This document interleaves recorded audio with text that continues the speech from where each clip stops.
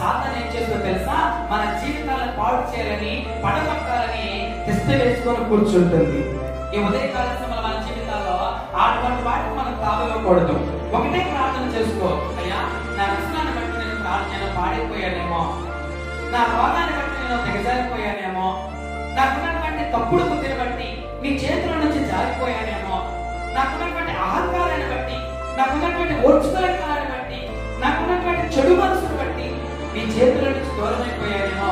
నీవు పరిశుద్ధుడివే ప్రభువా, నీ చేతుల బట్టి నేను పరిశుద్ధిగా ఉంటాను, కానీ పాపిగా ఉన్న నేను నీ చేతులు ఇమ్మడలేకపోతున్నానేమో, నీ చేతిలో జారిపోతున్నానేమో. నాయనా, జారిపోయిన నన్ను వదిలివేయమాక, పడిపోయిన నన్ను పట్టించుకోకుండా ఉండమాక. ఇదిగో మరలా నీ చేతులకు తీసుకో. తుమ్మలవాడి పడిపోయిన పాపను ఎలా తిరిగి తయారు చేశాడో నా జీవితంలో కూడా ప్రభా, పడిపోయిన స్థితిలో ఉన్నటువంటి నా బ్రతుకులు తీసుకొని నీకు ఇష్టమైనటువంటి పాపలుగా నన్ను మలుచు ప్రభా అని మనం అందరం కూడా ప్రార్థన చేయాలి.